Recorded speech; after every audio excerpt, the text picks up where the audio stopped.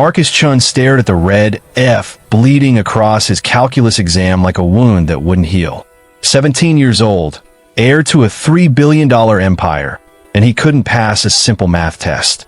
His hands trembled as he shoved the paper into his designer backpack, praying his father wouldn't find out. But deep down, he knew this was the end. Before we dive into Marcus's story, let us know where you're watching from in the comments below. And don't forget to subscribe and hit that notification bell for more heartwarming, life-changing stories every single day. Trust me, you won't want to miss what happens next. The Bentley pulled up to Westbrook Academy's iron gates at exactly 3:47 p.m. Marcus slumped in the back seat, watching his classmates laugh and joke as they headed home. They made it look so easy. For them, school was just school. For Marcus, it was a daily reminder that money couldn't buy everything. His phone buzzed. Dad flashed across the screen. Marcus's stomach dropped. Your headmaster called. His father's voice cut through the speaker like ice. My office. 6 o'clock. Don't be late. The line went dead. Marcus closed his eyes. This was it. The conversation he'd been dreading for months.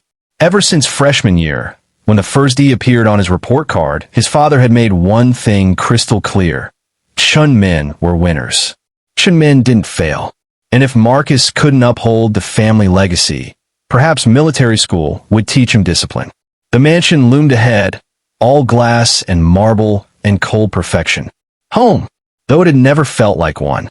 Marcus trudged through the grand foyer, past the original Picasso his mother bought at auction, past the custom Italian chandelier that cost more than most people's houses.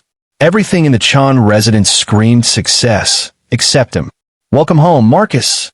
Grace Thompson stood by the entrance to the kitchen, her housekeeping uniform crisp despite the long day. She'd worked for the Chins for 15 years, longer than Marcus could remember. There was something different about her today, a knowing look in her eyes that made him pause. Rough day, she asked gently. Marcus wanted to collapse right there, tell her everything. But what would a housekeeper understand about the pressure of being Richard Chin's only son? About the weight of expectations crushing him every single day? I'm fine, he muttered, heading for the stairs. Your father's waiting in his study, Grace called after him. He asked for tea to be brought up at 6. Of course he did.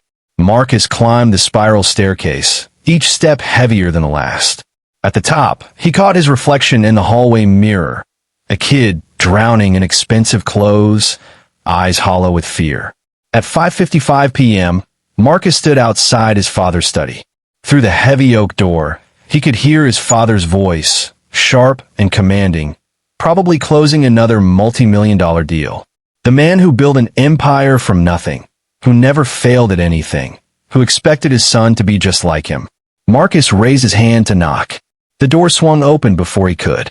His father stood there, 6 feet tall, wearing a suit that cost more than a car, his face carved from stone. Come in, Marcus. We need to talk about your future. But as Marcus stepped inside, he saw something that made his blood run cold. His report card spread across the mahogany desk. Not just the semesters. All of them. 3 years of failure laid bare. And beside them sat military school brochures. His father's next words would change everything. You have exactly 1 month to turn this around, or you're gone. Marcus's world collapsed in that moment. 1 month. 30 days to fix 3 years of failure. His father's voice droned on, disappointed, clinical, listing Marcus's shortcomings like a quarterly earnings report. But Marcus couldn't hear him anymore. The room spun. His chest tightened. Are you even listening? Richard Chun snapped. Yes, sir, Marcus whispered. Then explain to me how, with every resource imaginable, the best tutor's money can buy every advantage, you managed to fail remedial algebra? Marcus had no answer. The truth was he didn't know. He studied. He tried. The information just slipped away like water through his fingers. You're dismissed. I expect results, not excuses. Marcus fled the study, his father's words chasing him down the hallway. Military school. By next month. Unless he turned straight Fs into passing grades overnight. Impossible. He found himself in the kitchen, the only room in the mansion that felt warm. Grace stood at the counter, arranging fresh flowers in a crystal vase. She looked up as he entered, and something in her expression made Marcus's carefully constructed walls crumble. "I'm going to lose everything," he heard himself say. Grace set down the flowers. "Sit," she said simply, pulling out a chair at the breakfast nook. Marcus sat, and for the first time in his life, he told someone the truth. "I'm not stupid," he said, voice breaking. "I know everyone thinks I am, the billionaire's dumb kid who can't even pass high school. But I study, Grace. I study for hours. I have tutors every day, and I still fail. Every single time." Grace listened without interrupting, her dark eyes steady and calm. "What am I doing wrong?" Marcus whispered. Instead of answering, Grace stood and walked to her locker near the service entrance. She pulled out a worn leather bag and removed a book, not a romance novel or magazine, but a thick philosophy text, margins filled with neat handwritten notes. Marcus stared. "You read?" "Kant. I read lots of things," Grace said, setting the book down. "Kant, Kierkegaard, contemporary neuroscience. Last month, I finished a fascinating book on quantum mechanics." But Marcus stopped himself, heat flooding his face. "A housekeeper?" Grace smiled gently. "I am. I'm also a person who loves learning. Those two things aren't mutually exclusive, Marcus." She sat back down across from him, her hands folded on the table. "Your father told my supervisor that you're failing because you're lazy, undisciplined." She paused. "Is that true?" "No." Marcus's hands clenched. "I'm not lazy. Nothing sticks. I memorize formulas and forget them by test day. I read the same chapter 5 times and can't remember what it said." "Then you're studying wrong," Grace said simply. Marcus blinked. In 3 years, through countless tutors and remedial programs, no one had ever said that. "What do you mean?" Grace stood again, this time pulling out ingredients for tea, loose leaves, fresh ginger, honey. As she worked, she spoke. "Tell me, Marcus, when Mr. Pemberton, your calculus tutor, teaches you derivatives, how does he do it?" "He writes the formulas on the board, explains the rules, makes me practice problems. And do you understand why derivatives matter? What they're actually for?" Marcus hesitated. "To pass calculus?" Grace poured hot water over the tea leaves, and the kitchen filled with fragrant steam. "Exactly. You're learning to pass tests, not to understand. Your brain doesn't care about abstract formulas that have no meaning to you. It wants to know why. It wants connection, story, purpose." She slid a cup of tea across to Marcus. "I had a teacher once," Grace continued, her voice soft with memory, "who taught me that real learning doesn't happen in your head. It happens in your hands, your heart, your life. When you connect knowledge to something you care about, something real, your brain holds on to it like treasure." Marcus wrapped his hands around the warm cup. "But I don't care about calculus, or chemistry, or any of it." "Maybe not yet," Grace said, "but I bet you care about something. What do you do when you're not studying?" Marcus thought. I like cooking, working on my car, building things." Grace's smile widened. "There's your calculus. There's your chemistry. There's your physics, all hiding in the things you already love." Marcus stared at her, something shifting in his chest, a tiny seed of hope. "Grace, were you a teacher?" Her expression changed, growing distant. For a moment, Marcus thought she wouldn't answer. Then she said quietly, "Once. A long time ago." "What happened?" Before Grace could respond, footsteps echoed in the hallway. Marcus's mother appeared in the doorway, her face tight with disapproval. "Marcus, what are you doing fraternizing with the staff? Your tutor is here. And Grace, my guests arrive in an hour. This kitchen should be pristine." Her eyes landed on the philosophy book, and her expression turned to ice. Marcus's mother, Victoria Chun, stood in the kitchen doorway like a marble statue, beautiful, cold, immovable. Her designer dress probably cost more than Grace, made in 3 months. "I said your tutor is waiting, Marcus." Marcus glanced at Grace, who had already begun clearing the teacups, her face professionally neutral. The philosophy book had vanished back in her bag. "Mom, I was just..." "Now, Marcus." He trudged to the library where Mr. Pemberton waited, the same distinguished tutor who'd failed to help him for 2 years. For the next 3 hours, Marcus stared at equations that looked like alien languages while Pemberton droned about functions and derivatives. Nothing stuck. Nothing changed. At 10 p.m., Pemberton left with a disappointed sigh and another hefty check. Marcus remained at the desk, surrounded by textbooks and despair.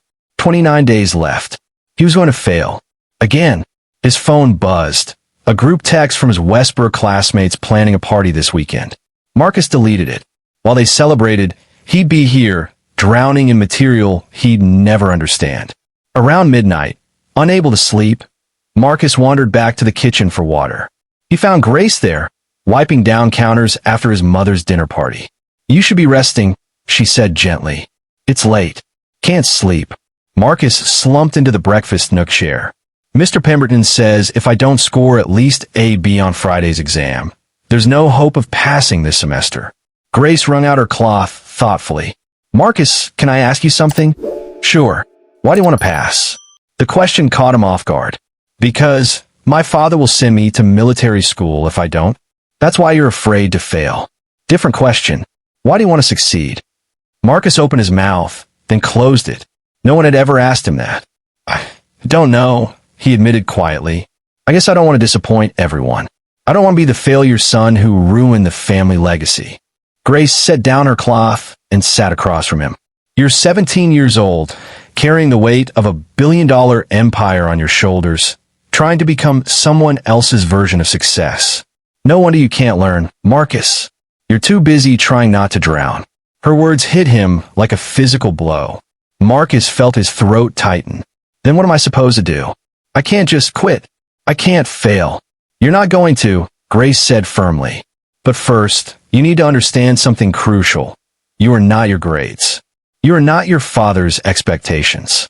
You are Marcus, a young man who deserves to discover what he wants, what he loves, what he dreams about." "Dreams?" Marcus laughed bitterly. "I don't have time for dreams." Grace stood and walked to the refrigerator. She pulled out ingredients, eggs, flour, butter, and set them on the counter. "Tomorrow is Saturday.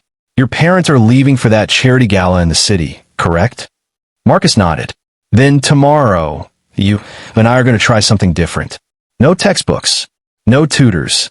Just learning differently." "What do you mean?" Grace cracked an egg into a bowl with practiced ease. "I mean, we're going to bake bread. And while we do, I'm going to teach you chemistry in a way Mr. Pemberton never could." Marcus stared at her. "Bread? Grace, I have an exam in 5 days. I can't waste time." Making bread isn't wasting time. It's investing it wisely. She measured flour with precision. Yeast fermentation? That's biology and chemistry. Gluten formation? Protein structures and molecular bonds. Oven temperature calculations? Applied mathematics. She looked at him, eyes twinkling. "Your brain doesn't want to memorize formulas, Marcus. It wants to do things, build things, create things. So tomorrow we create. And you'll remember more in 3 hours than you have in 3 months with Mr. Pemberton." Marcus wanted to believe her. God, he wanted to believe something could help him. "Why are you doing this?" he asked. "Helping me." Grace's expression softened. "Because 15 years ago, I needed help too. I was a teacher who lost everything. My husband, my career, my purpose. Your parents gave me a job when I had nothing. I never forgot that kindness." She paused, her voice growing quieter. "And because I see myself in you, Marcus. Someone smart, capable, drowning under impossible expectations. You don't need another tutor. You need someone to remind you that learning can be joyful." Marcus felt something crack open in his chest. Hope, maybe, or desperation, or both. "Okay," he whispered. "Tomorrow. We'll try it your way." Grace smiled. "Good. Now get some sleep. We start at 8 a.m. sharp." Marcus stood to leave, then turned back. "Grace? Thank you." She nodded, and Marcus headed upstairs, feeling lighter than he had in months. But as he reached his bedroom, he heard raised voices from his parents' suite, his mother's sharp tone cutting through the silence. "Completely inappropriate, Richard." I caught Marcus in the kitchen with Grace, drinking tea like they're friends. "She's overstepping boundaries. I want her replaced immediately." His father's response was too quiet to hear, but his mother's voice rose higher. "Don't you dare defend her. Our son is failing, and you want the maid solve it? It's embarrassing." Marcus pressed his ear against his bedroom door, heart pounding. His father's response rumbled through the walls, too muffled to understand. But his mother's voice rang clear. She's filling his head with nonsense. Philosophy books? Tea parties? She's a housekeeper, Richard, not a miracle worker. Fire her and hire someone who knows their place. Marcus's stomach twisted. If his mother fired Grace now, right when something might actually help, he had to stop this. Marcus burst from his room and knocked on his parents' door. Silence fell. His mother opened it, her face carefully composed. "Marcus, it's late. Don't fire Grace," he said quickly. "Please." She wasn't overstepping. "I asked for her help." His mother's eyes narrowed. "You asked the maid to tutor you?" "Victoria," his father's voice came from inside. "Let the boy speak." Marcus stepped into their suite, where his father sat in his reading chair, still in his work clothes despite the late hour. "Grace used to be a teacher," Marcus explained. "She knows things, different approaches. Mr. Pemberton isn't working. Nothing's working. But today, Grace explained learning in a way that actually made sense. Just give me this chance. 1 week. If it doesn't help, I'll go to military school without complaint." His parents exchanged a look. 1 week, his father said finally. "But Marcus, if your grades don't improve, you're gone. No more chances." His mother pursed her lips, but said nothing. Marcus nodded and retreated before she could protest further. Saturday morning arrived bright and clear. Marcus's parents left for the city at 7, his mother throwing one last, disapproving glance toward the kitchen where Grace prepared breakfast. At 8 a.m. sharp, Marcus found Grace in the kitchen, an apron already waiting for him. "Ready to learn?" she asked. "Ready." Grace handed him the apron. "First rule, forget everything you think you know about studying. Today, you're not a student. You're a baker, a scientist, an artist. We're making sourdough bread from scratch." "Sourdough? Grace, that takes days." "Exactly. Real learning takes time. Now wash your hands." For the next hour, Grace walked Marcus through creating a sourdough starter, combining flour, water, and wild yeast. As they worked, she asked questions. "Why do you think the mixture bubbles?" Marcus stared at the bowl. "Because yeast eats the flour?" "Close. Yeast is a living organism consuming carbohydrates, the sugars in flour, and producing carbon dioxide as waste. That's fermentation." Grace pulled out her phone and showed him microscopic images of yeast cells. "This is what's happening in this bowl right now. Millions of tiny organisms working together, transforming simple ingredients into something complex and alive. This is biology, Marcus. This is chemistry. Not formulas on a board.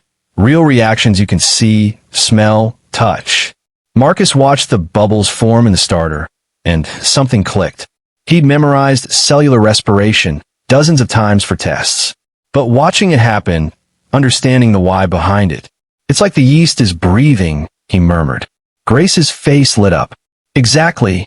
You just understood cellular respiration better than any textbook could teach you. Now, while we wait for the starter to develop, let's talk about ratios." She pulled out flour, water, salt. "Bread is mathematics, Marcus.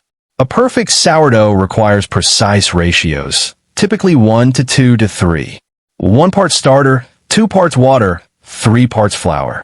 Show me what that would look like if we want a 600-gram loaf." Marcus blinked. This was math. But suddenly it wasn't abstract.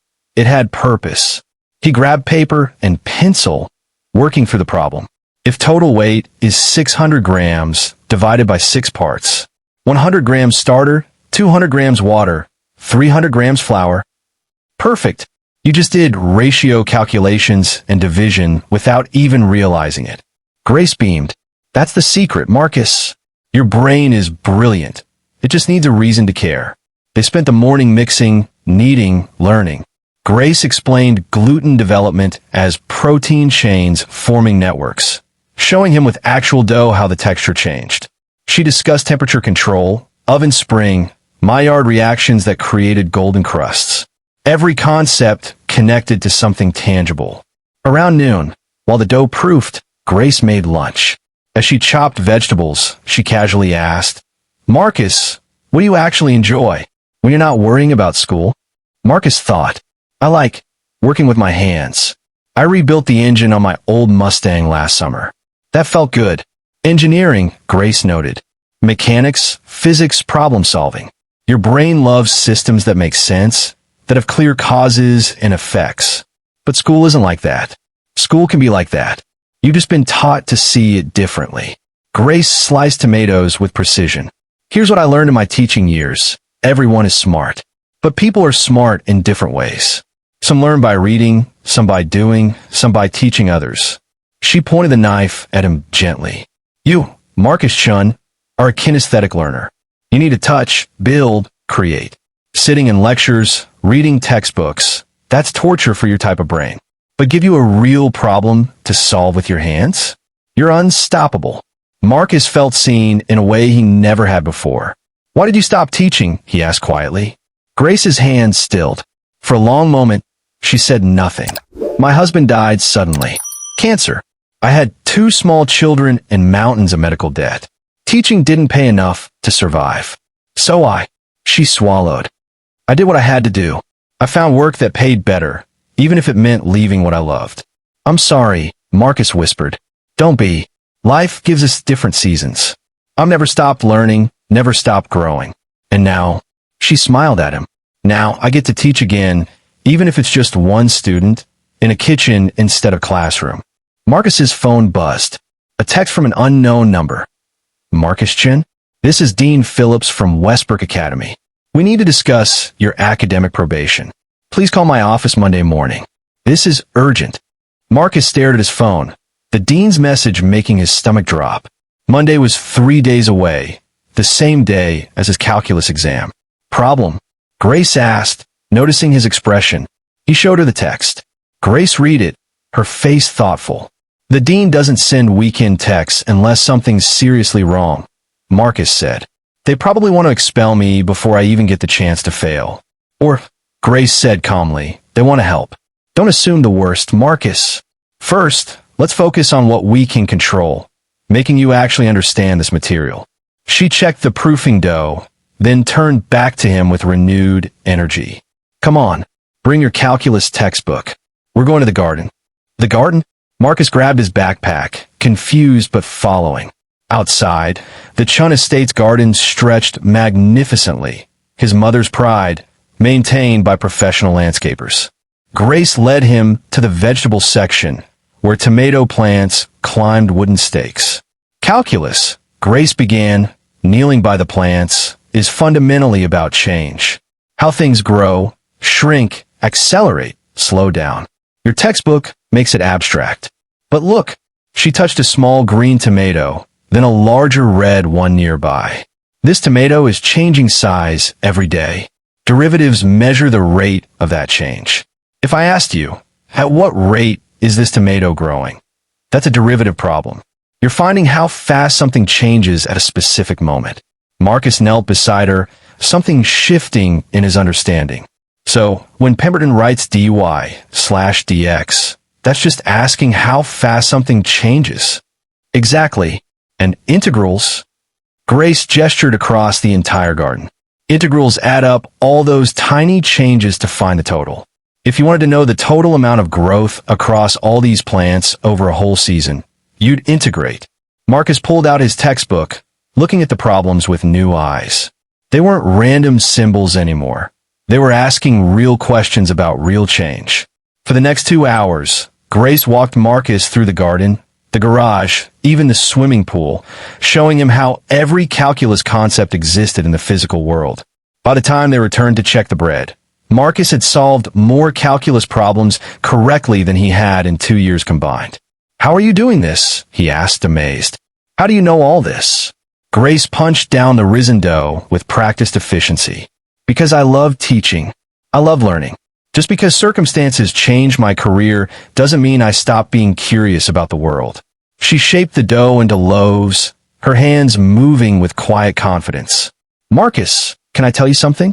When I first started working for your family, I was angry, bitter. I had a master's degree in education, but was cleaning bathrooms to survive. It felt humiliating. Marcus stayed quiet, listening. But then I realized Learning isn't something that happens in classrooms. It happens everywhere, all the time, if you choose to see it. I learned chemistry from cleaning products, physics from laundry, economics from managing household budgets. Every job taught me something. She slid the loaves into the oven. You're trapped in the same prison I was, thinking that the only valid way to learn is the traditional way. But some of history's greatest minds were autodidacts, Marcus, self-taught. They learn by doing, by questioning, by staying curious. The kitchen filled with the aroma of baking bread. Marcus realized he'd just spent 5 hours learning and hadn't felt miserable once. Monday, Grace said, when you call the dean, go in with confidence. Show him what you're capable of when you learn your way, not their way. Marcus nodded, but anxiety still gnawed at him. What if it's too late? What if they've already decided? Then you fight. You prove them wrong. Grace met his eyes steadily. But Marcus, you also need to ask yourself, are you fighting to meet their expectations, or are you fighting for yourself? The question hung in the air. Sunday arrived too quickly. Marcus spent it reviewing with Grace's methods, cooking to understand chemistry, using his car engine to grasp physics, measuring the pool's volume to practice geometry. Everything made sense now. The information stuck. Monday morning, Marcus called the dean's office with trembling hands. Mr. Chun, Dean Phillips's voice was formal. Thank you for calling. I need to discuss your academic situation. Can you come to my office this afternoon? Yes, sir. What's this about? A pause. Several of your teachers have expressed concern. We'll discuss options when you arrive. 2 o'clock. The line went dead. Marcus looked at Grace, who was preparing lunch. He said options. That sounds bad. Or it sounds like they're willing to work with you. Grace countered. Go to that meeting, Marcus. Be honest. Show them you're trying something different. At 1:45 p.m., Marcus walked into Westbrook Academy's administration building. The dean's secretary led him to a conference room where Dean Phillips sat with 3 teachers, including Mr. Pemberton. Marcus's heart sank. Marcus, please sit, the dean said, his expression unreadable. Marcus sat, hands clenched in his lap. Dean Phillips folded his hands on the table. Marcus, your teachers have brought concerning information to my attention. Mr. Pemberton reports you've been distracted during sessions, unfocused, resistant to traditional instruction. Marcus opened his mouth to defend himself, but the dean held up a hand. However, he continued, I also received an interesting email this morning. He turned his laptop screen toward Marcus. On it was a detailed essay about kinesthetic learning styles and alternative educational approaches, written by Grace Thompson. This woman claims to have been working with you using non-traditional methods. She says you're not learning disabled. You're being taught wrong. She's requested permission to observe your exam this Friday and provide alternative assessment methods. The dean leaned forward. Marcus, who exactly is Grace Thompson, and why is she advocating for you? Marcus's mind raced. Grace had contacted the school without telling him? Marcus swallowed hard. She works for my family, but she used to be a teacher. She's been helping me understand material differently. Mr. Pemberton scoffed. Dean Phillips, with all respect, this woman is a housekeeper. She has no credentials, no authority to... Actually, the dean interrupted, pulling up another document. I looked into Ms. Thompson's background. She has a master's degree in education from Columbia University and taught high school science for 12 years before. He paused, reading. Before leaving the profession in 2010, the room fell silent. She was an award-winning educator, the dean continued. Teacher of the Year in her district twice. Published research on alternative learning methods for kinesthetic students. He looked at Marcus. Why is someone with her qualifications working as domestic staff? Marcus felt his chest tighten. Her husband died. She had to support her family. The dean's expression softened. I see. He closed the laptop. Ms. Thompson's email was compelling. She claims that in 3 days, she's helped you understand more material than you have in 2 years. Is that true? Yes, Marcus said firmly. She connects everything to real life. She shows me why things matter, not just what I'm supposed to memorize. Mr. Pemberton shook his head. Dean, this is highly irregular. We can't just allow untrained. Untrained. Another teacher spoke up, Mrs. Rodriguez, Marcus's chemistry teacher. Dean Phillips, I've been reviewing Grace Thompson's published work. Her research on experiential learning is cited in current educational journals. She's more qualified than most of us. Marcus stared at Mrs. Rodriguez, surprised. I'm willing to consider alternative assessment, she continued. If Marcus can demonstrate understanding through practical application rather than traditional testing, that should count. The dean tapped his fingers on the table thoughtfully. Here's my proposal. Marcus, you'll take Friday's exam as scheduled. But Ms. Thompson can be present to provide supplementary assessment. If you can prove competency through her methods, we'll factor that into your grade. Sir, this sets a dangerous precedent, Mr. Pemberton started. Education isn't one size fits all. The dean cut him off. If we're failing a student, we need to examine our methods, not just blame the student. Marcus, do you agree to these terms? Yes. Marcus nearly shouted. Yes, absolutely. Then we'll see you Friday. 2 o'clock, testing center. Marcus left the building in a daze.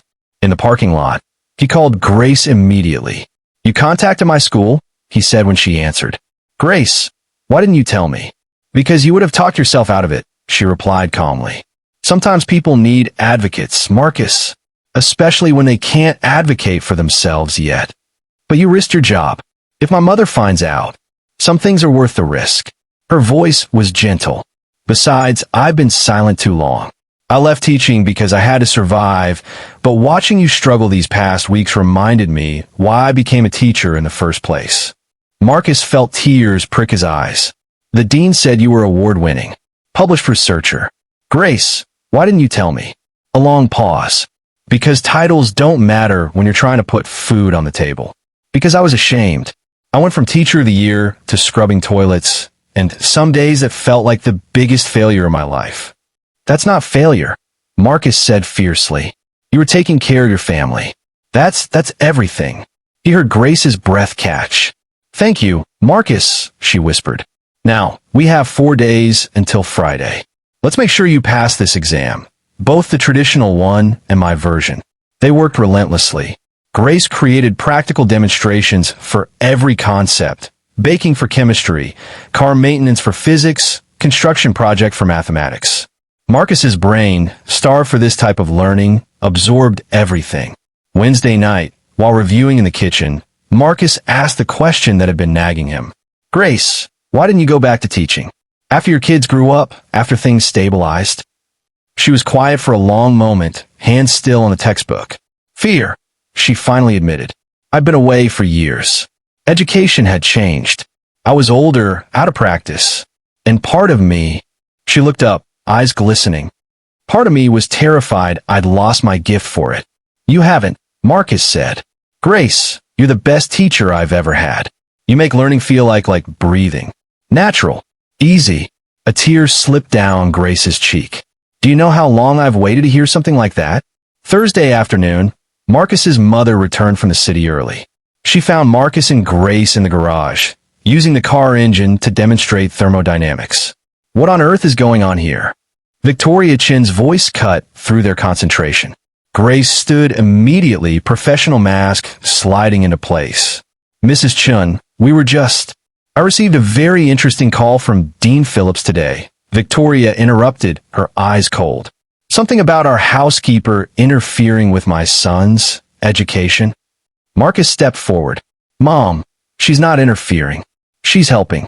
Actually helping. Marcus, go inside. His mother's tone left no room for argument. No. Marcus surprised himself with his firmness. Not until you listen. Grace is the only reason I might actually pass this semester.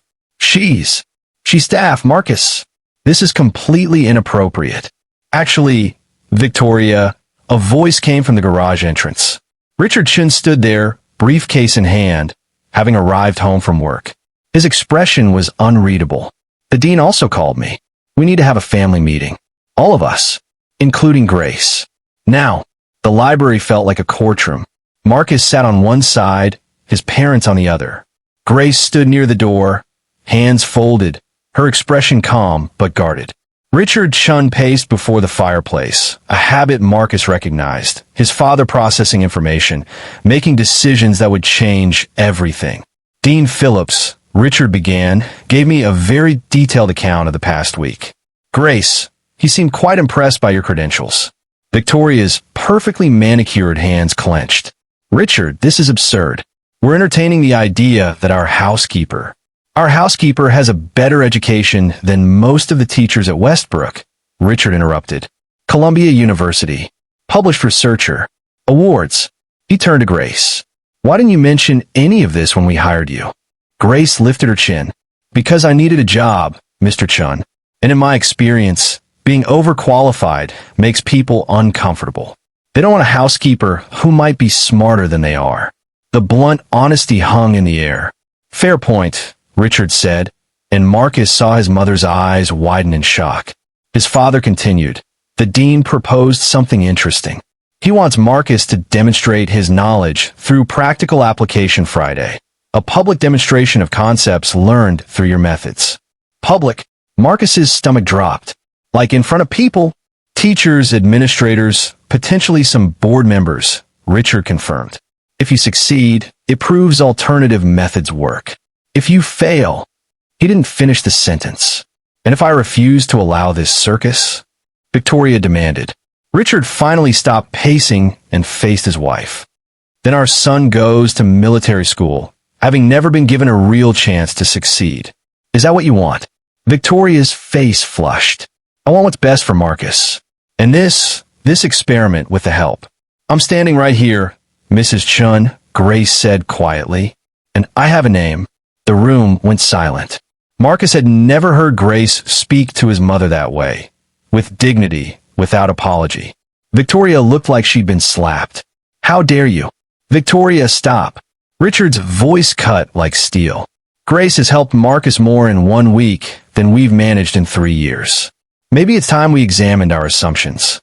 He turned to Marcus. Son, do you believe you can pass this demonstration?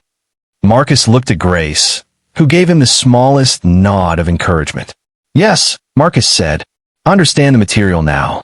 Really understand it, not just memorized it. Then Friday we prove it. Richard's decision was made. Grace, you'll accompany Marcus to the school. Victoria and I will attend as well. Victoria stood abruptly. I won't be part of this embarrassment. She swept from the room, heels clicking sharply on marble. After she left, Richard approached Grace. Ms. Thompson, I owe you an apology. We've had you in our home for 15 years and never really saw you.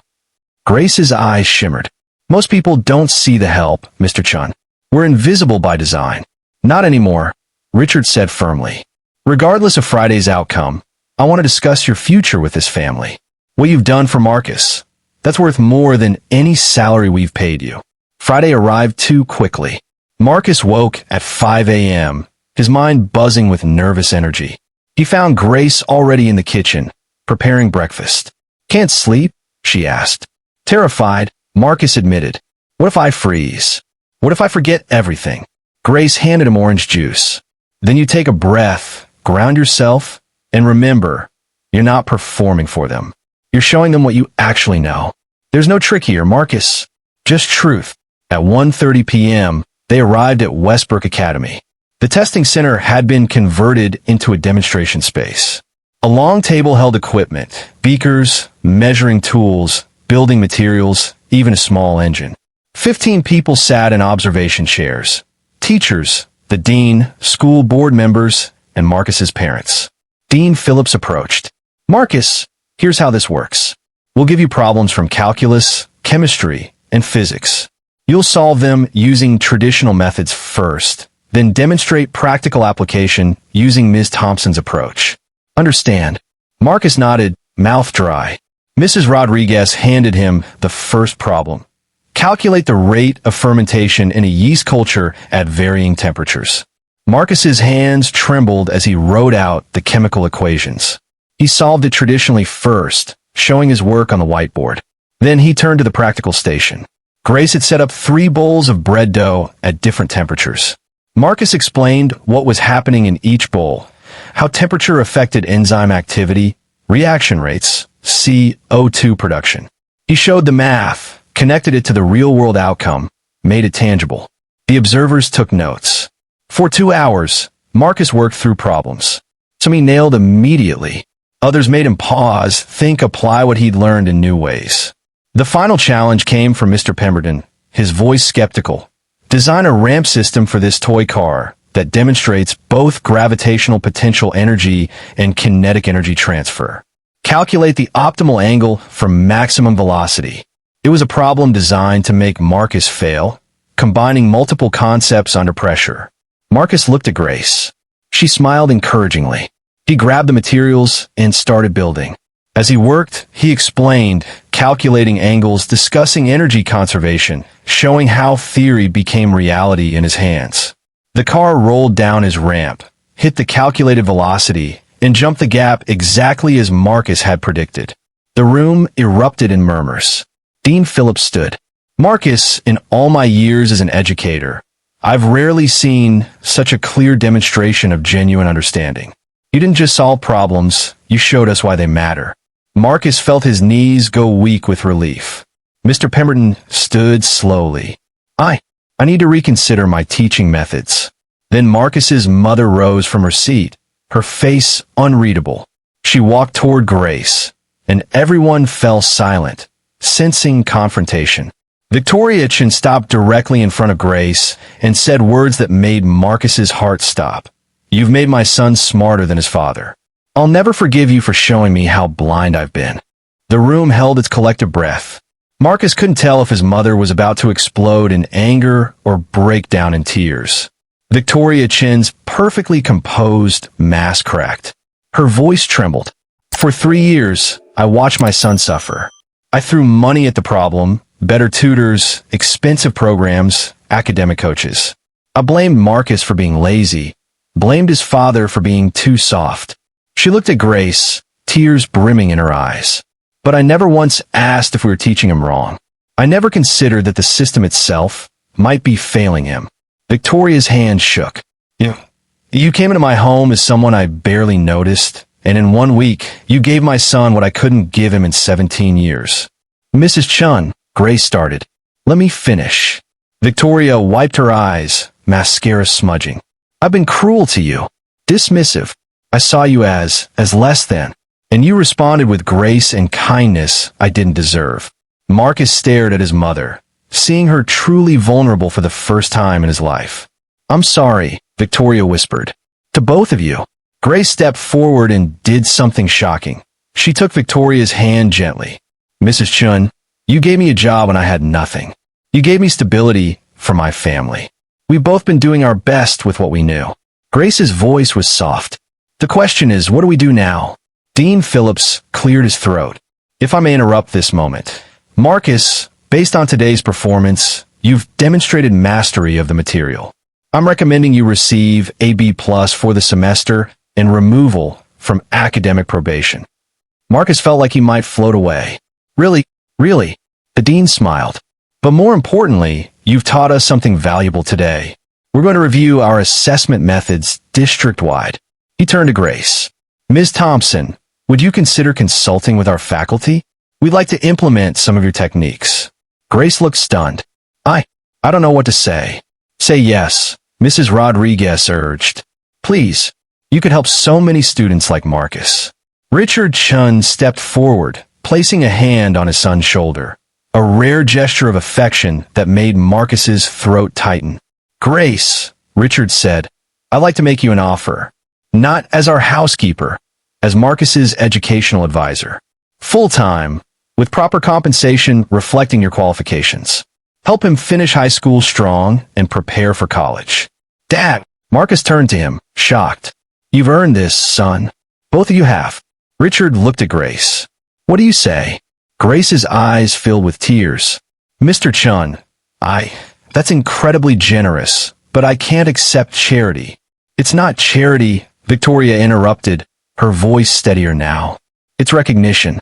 It's what we should have offered years ago if we'd bothered to see who you really were. Grace looked around the room, at the teachers nodding encouragingly, at Marcus's hopeful face, at the Chins offering her something she'd thought lost forever. I accept, she whispered. On one condition. Name it, Richard said. I want to work with more than just Marcus.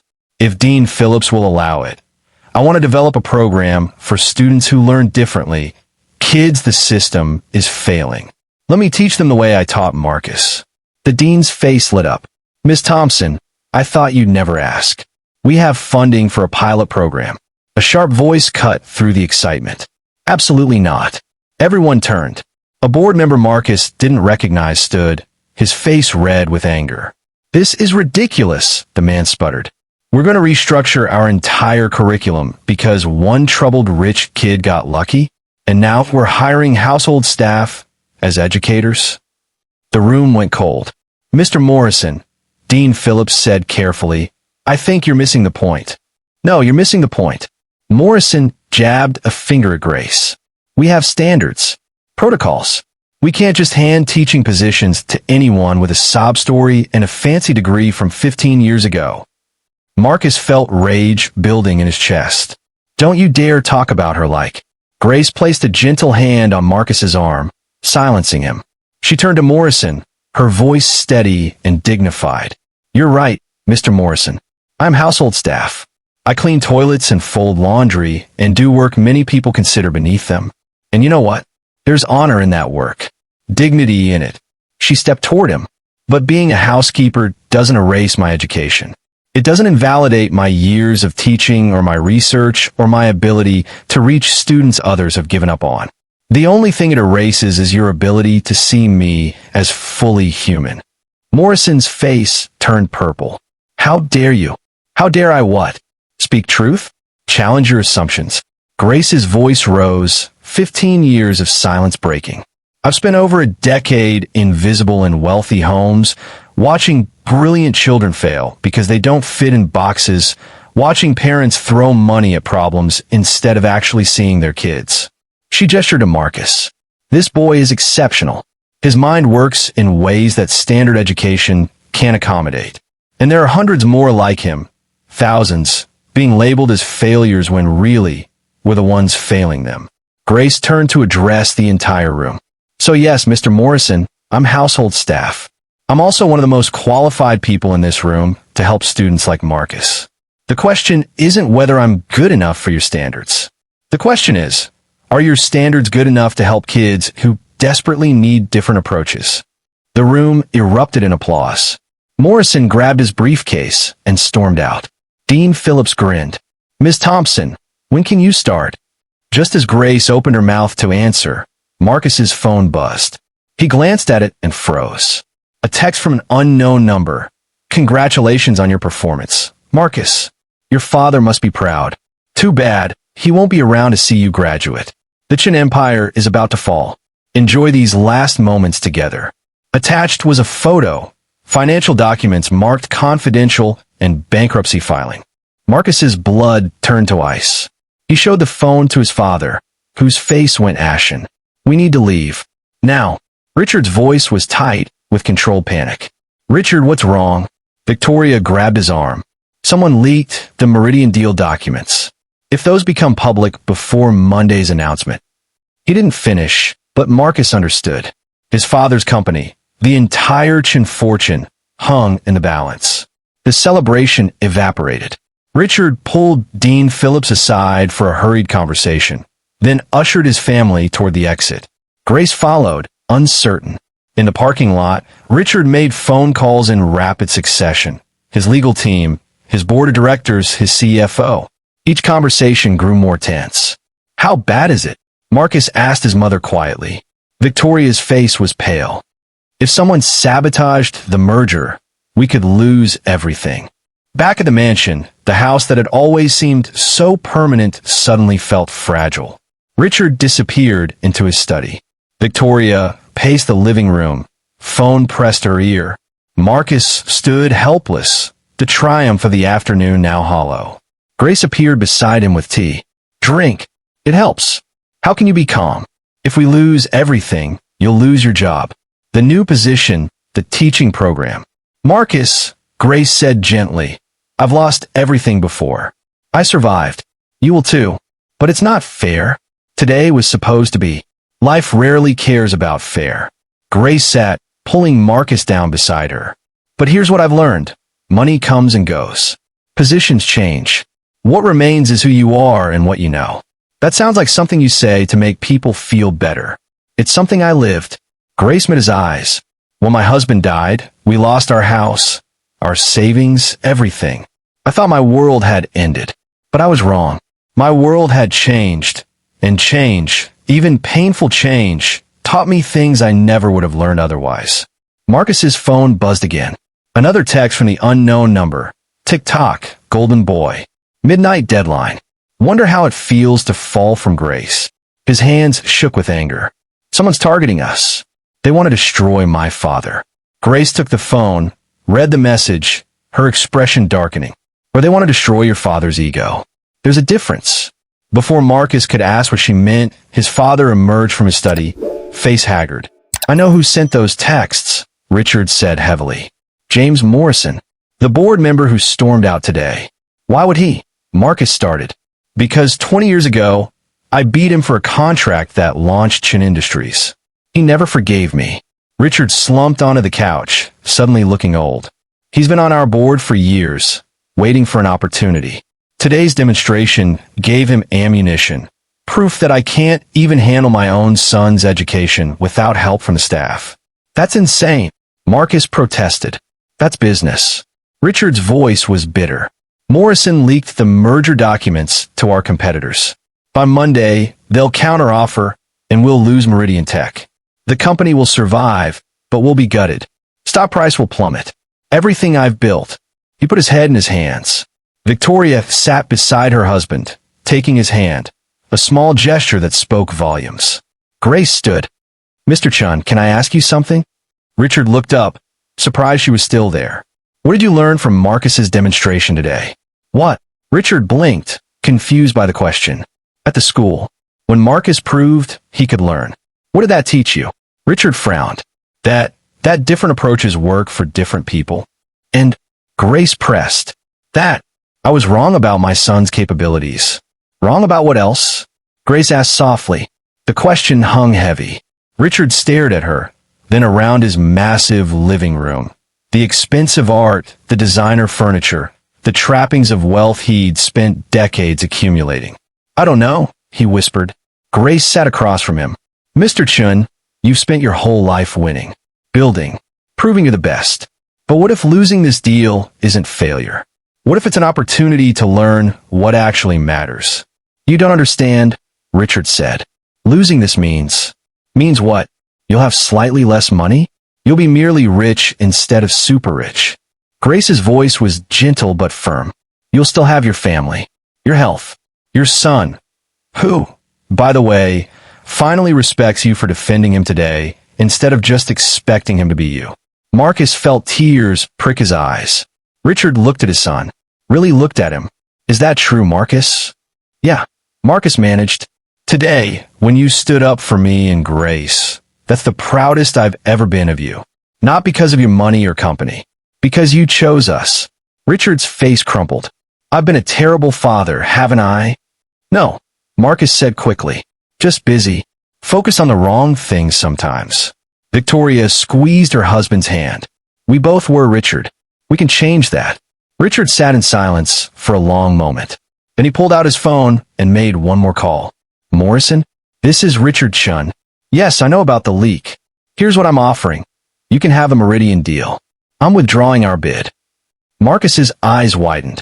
Because, Richard continued, you were right about one thing.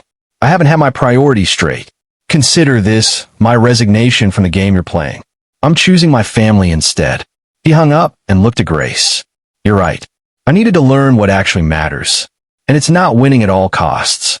Grace smiled, then stood abruptly, her phone buzzing. She read a message, and her face went pale. I need to make a call. Excuse me. She hurried from the room. Through the window, Marcus watched her on the phone, gesturing frantically, and saw her knees nearly buckle before she steadied herself against the garden wall. Something was terribly wrong. Marcus rushed outside, finding Grace leaning against the garden wall, phone clutched in her trembling hand. Grace? What happened? She looked up, tears streaming down her face. That was my daughter, my youngest, She got into Stanford. Full scholarship. Pre-med. Her voice broke. She's going to be a doctor, Marcus. Everything I sacrificed, it was worth it. Marcus felt his own tears fall. Grace, that's incredible. She laughed through her sobs. For 15 years, I scrubbed floors so my girls could have what I lost. And today they're both in college, and I get to teach again, and she grabbed Marcus's hands. Do you see? This is what actually matters. Not buildings or bank accounts. This. People we love succeeding. They stood together in the garden, teacher and student, both learning what truly mattered. Inside, Richard had gathered Victoria and was making plans. When Marcus and Grace returned, he saw his parents sitting close together, actually talking, really talking, for the first time in years. We're selling the summer house, Victoria announced. And the yacht. We don't need them. Mom, you love the yacht. I love the idea of the yacht, she corrected. I've been on it twice in 3 years. That money could fund Grace's teaching program instead. Grace's eyes widened. Mrs. Chun, that's too much. It's not enough, Victoria said firmly. You gave me my son back. Let me do this. Over the next weeks, everything shifted. Richard withdrew from the Meridian merger and restructured Chun Industries around sustainable growth instead of aggressive expansion. Morrison's scheme backfired. When investors saw Richard choosing family over profit, the company's reputation actually improved. Grace developed her alternative learning program. Starting with 10 students Westbrook had labeled unteachable. Within a semester, all 10 were thriving. Marcus finished junior year with straight B's. Not perfect, but earned through real understanding. He spent his summer working with Grace's program, helping other kids discover their own learning styles. The Chun family still lived in the mansion, but it felt different now. Warmer, more lived in. Victoria joined Grace's teaching sessions, learning about education. Richard started leaving work at reasonable hours, attending Marcus's sessions. One evening, 6 months after that pivotal Friday, the family gathered in the kitchen, the room that had become the heart of their home. Grace was teaching Marcus and 3 other students chemistry through cooking. Richard pulled Grace aside during a break. I've been thinking about what you said, about learning what matters. And Grace smiled. I learned that being the richest man in the room means nothing if you're poor in the things that count. He paused. Grace, my company is establishing an educational foundation. Significant funding for alternative learning programs. I want you to run it. Grace stared. Mr. Chun, please. It's what you were meant to do. And selfishly, I need someone to keep teaching me what I'm still getting wrong. Grace's eyes filled with tears. I don't know what to say. Say you'll keep being the person who sees what others miss, who finds value where others see nothing, who teaches us that real wealth is measured in transformed lives. Moral lesson. That night, after everyone left, Marcus found Grace in the garden where they'd first really talked about learning. Grace, can I tell you something? Always. When I was failing, I thought I was worthless. I thought success meant perfect grades and money and meeting everyone's expectations. Marcus looked at the stars. But you taught me the most important lesson. Everyone has value. Everyone is capable of brilliance. We just need someone who sees us clearly enough to help us find it. Grace smiled. You taught me something too, Marcus. I thought I'd lost my purpose when I left teaching. But purpose doesn't live in job titles. It lives in small moments of connection, daily acts of kindness, choosing to see people's potential even when they can't see it themselves. So what's the secret? Marcus asked. The one thing you showed me that changed everything? Grace laughed softly. There is no secret, Marcus. Just this. Every person you meet knows something you don't.